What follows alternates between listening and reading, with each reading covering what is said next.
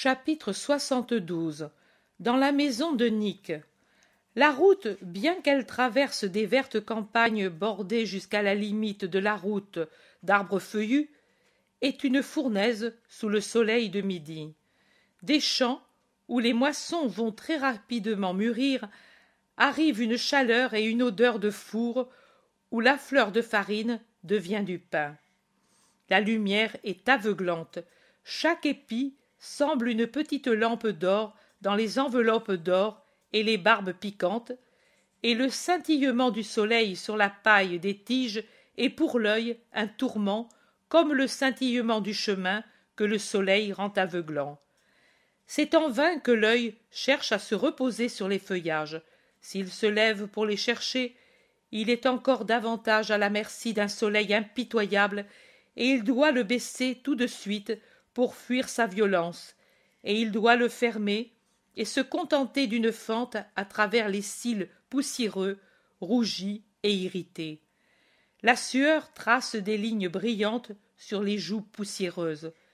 Les pieds fatigués se traînent en soulevant une nouvelle poussière qui est un perpétuel tourment. Jésus réconforte ses apôtres fatigués. Comme il sut, lui aussi, il s'est mis son manteau sur la tête pour se défendre du soleil, et il conseille aux autres de l'imiter. Ils obéissent sans parler, ils sont trop épuisés pour pouvoir se livrer à leurs habituelles lamentations. Ils marchent comme des gens ivres. Prenez courage, voici une maison là-bas dans les champs, dit Jésus.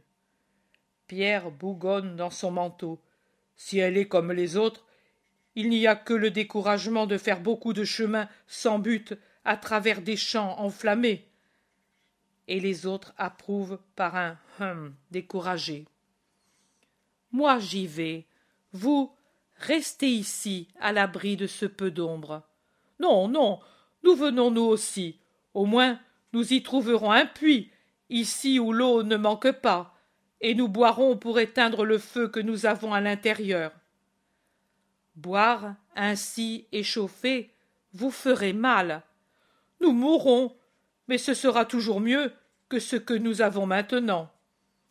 Jésus ne réplique rien. Il soupire et s'en va en avant le premier, par un petit sentier à travers les moissons.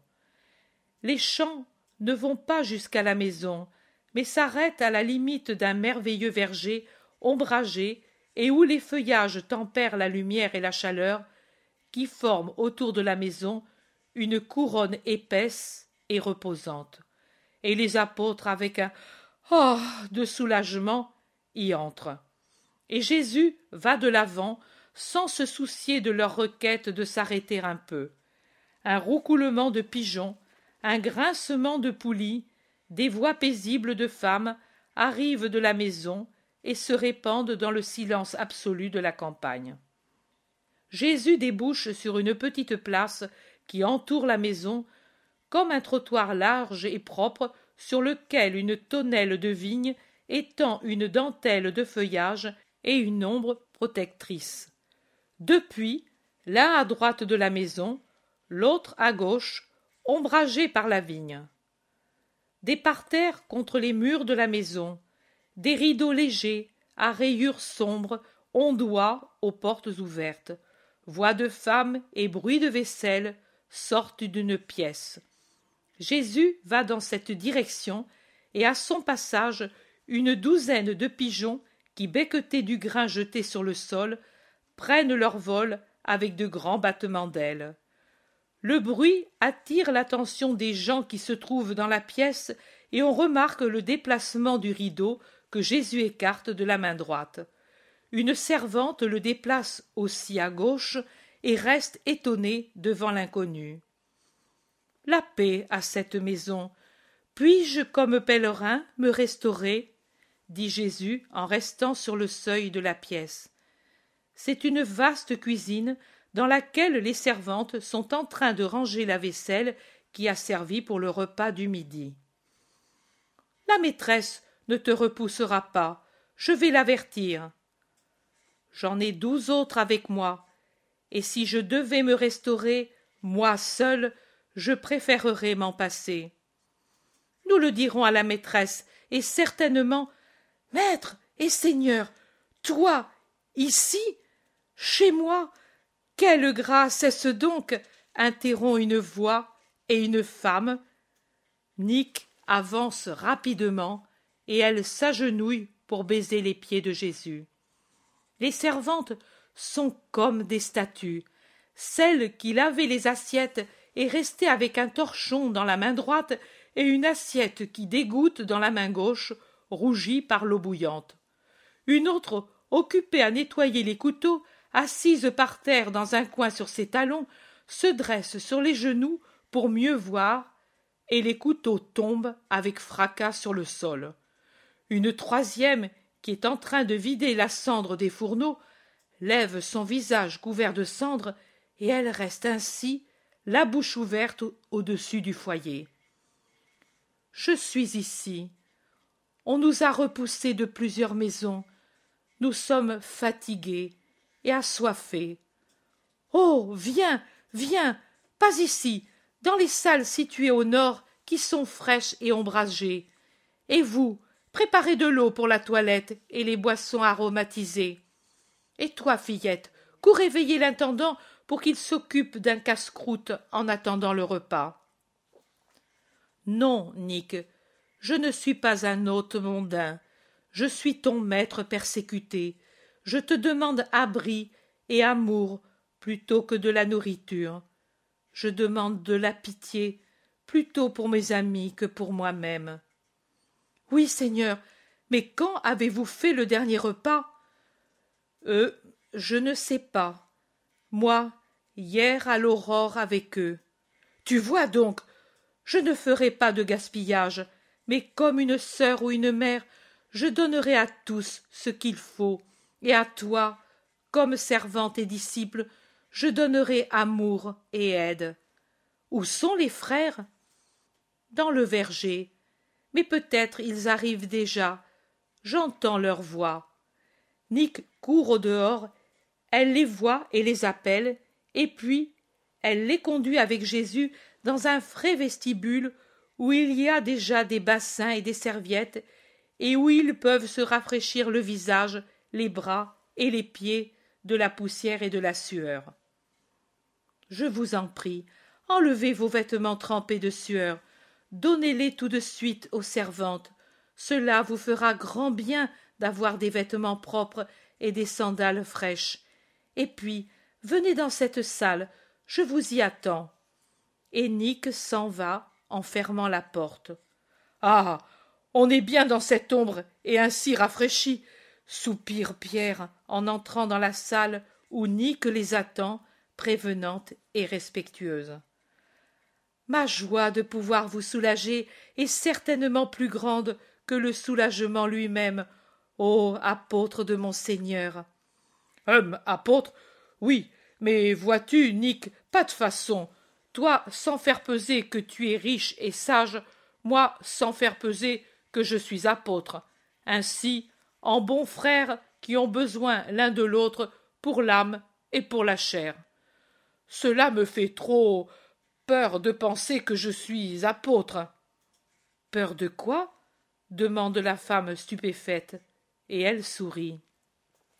D'être trop gros par rapport à la glaise que je suis et que le poids me fasse crouler, peur d'y aller en coque pour l'orgueil, peur que, avec l'idée que je suis l'apôtre, les autres, les disciples, je veux dire, et les bonnes âmes, se tiennent à distance en gardant le silence, même si je me trompe.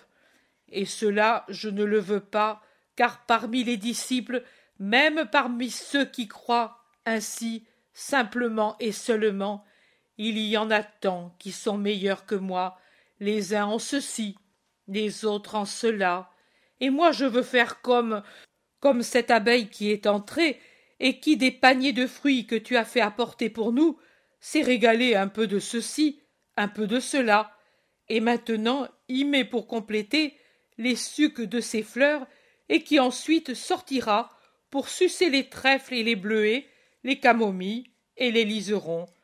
Elle prend de tout, et moi j'ai besoin de faire comme elle. Mais tu goûtes la plus belle fleur, le maître.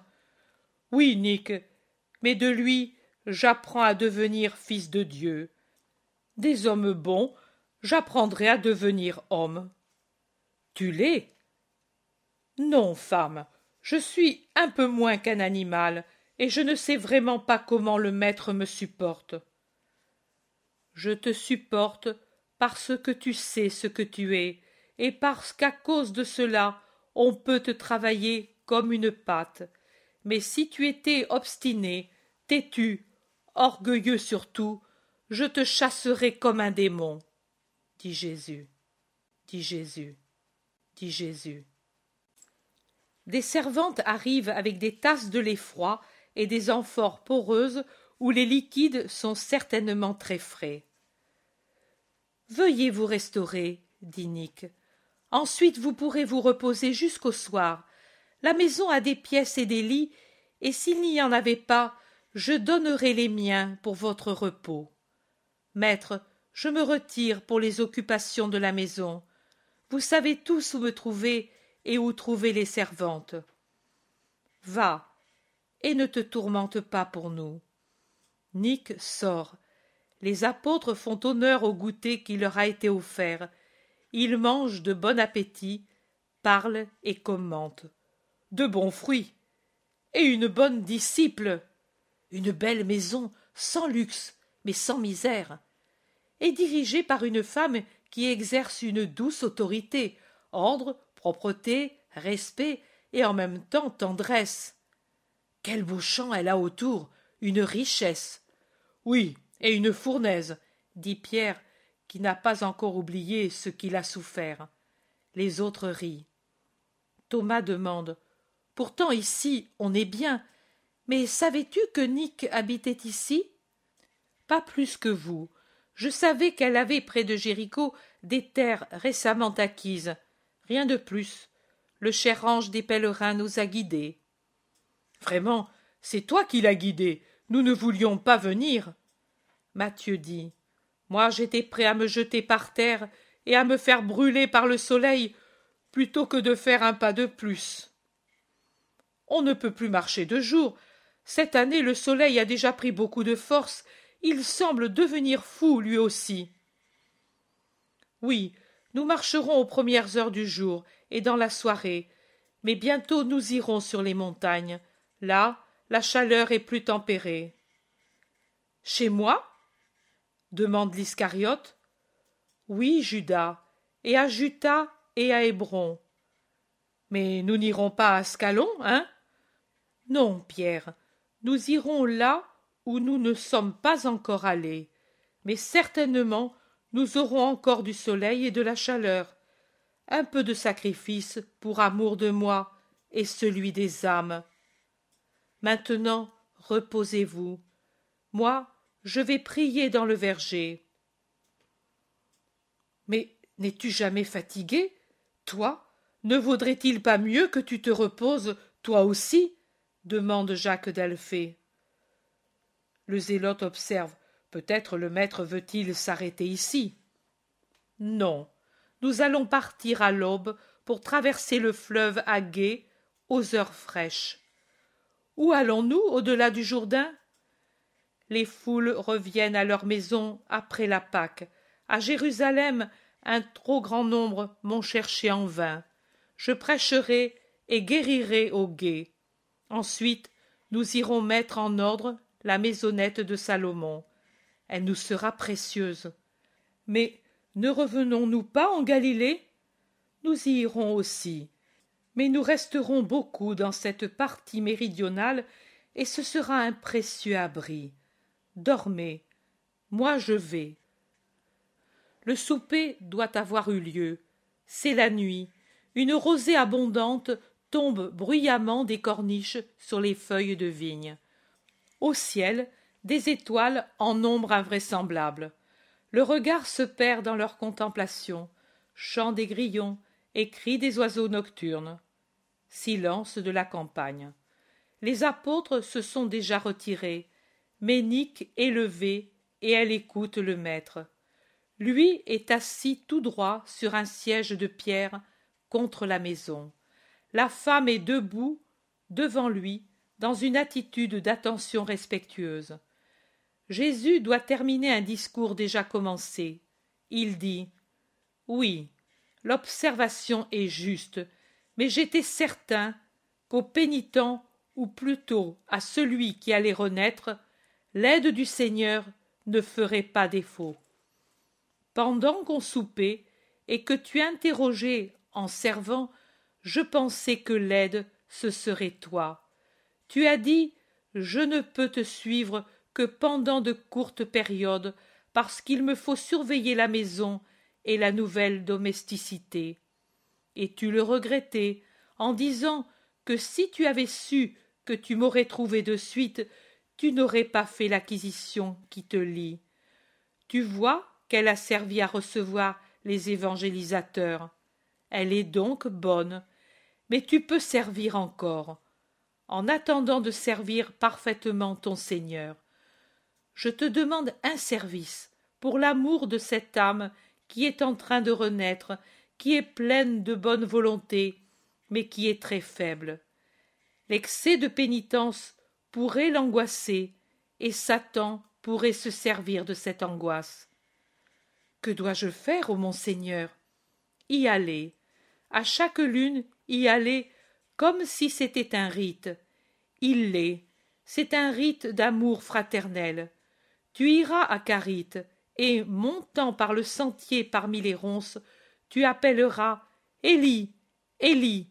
Lui se montrera étonné, et tu le salueras ainsi. « La paix à toi, frère, au nom de Jésus le Nazaréen. » Tu lui apporteras autant de pain biscuité qu'il y a de jours dans une lune. Rien de plus en été. À partir des tabernacles, avec les pains, tu lui apporteras 4 mesures d'huile chaque mois. Au tabernacle, tu lui apporteras une peau de chèvre lourde et ne prenant pas l'eau, et une couverture, pas plus. Et pas un mot? Ce qui est strictement utile. Il te demandera de mes nouvelles. Tu diras ce que tu sais. Il te confiera ses doutes, ses espoirs, et ce qui l'accablera. Tu diras ce que ta foi et ta pitié t'inspireront. Il ne durera pas longtemps, d'ailleurs, le sacrifice, pas même 12 lunes. Veux-tu user de pitié envers moi et envers le pénitent? Oui, mon Seigneur, mais pourquoi es-tu si triste? Et toi, pourquoi pleures-tu? Parce que dans tes paroles, je sens un présage de mort. Sitôt te perdre, Seigneur. Nick pleure dans son voile. Ne pleure pas, ce sera une telle paix pour moi ensuite. Plus de haine, plus de piège, plus de toute cette horreur du péché sur moi, autour de moi, plus de contacts atroces. Oh, ne pleure pas, Nick, ton sauveur sera en paix, il sera victorieux. Mais avant, avec mon mari, nous lisions toujours les prophètes, et nous tremblions d'horreur à cause des paroles de David et d'Isaïe. Mais vraiment, vraiment, en sera-t-il ainsi de toi? Cela, et davantage encore. Oh, qui te réconfortera? Qui te fera mourir avec l'espoir encore? L'amour des disciples, et spécialement des femmes disciples fidèles. Le mien aussi, alors, car à aucun prix je ne serai loin de mon Rédempteur. Seulement, ô Seigneur, exige de moi n'importe quelle pénitence, n'importe quel sacrifice, mais donne-moi un courage viril pour cette heure-là, quand tu seras comme une terre desséchée, avec la langue attachée au palais, à cause de la soif, quand tu sembleras le lépreux qui se couvre le visage, fais que moi je te reconnaisse pour le roi des rois, et que je te secours comme une servante dévouée. Ne me cache pas ton visage torturé, ô mon Dieu, Mais comme maintenant, permets-moi de me délecter dans la splendeur de ton visage. Étoile du matin, fais que je puisse te regarder alors et que ton visage s'imprime dans mon cœur, qui, ô le mien aussi comme le tien, sera mou comme de la cire ce jour-là, à cause de la douleur. Nick est maintenant à genoux, presque prosternée, et de temps à autre, elle lève son visage en larmes pour regarder son Seigneur, candeur de chair, dans la candeur de la lune, sur le fond obscur du mur. Tu auras tout cela, et moi j'aurai ta pitié. Elle montera avec moi sur mon gibet, et de là elle montera avec moi au ciel. Ta couronne pour l'éternité. Les anges et les hommes diront de toi la louange la plus belle. À l'heure du malheur, du péché, du doute, elle fut fidèle, elle ne pécha pas, et secourut son Seigneur. Lève-toi, femme, et que tu sois bénie dès maintenant et pour toujours. Il lui impose les mains alors qu'elle est en train de se lever, et puis il rentre dans la maison silencieuse pour le repos de la nuit. Repos de la nuit. Repos de la nuit.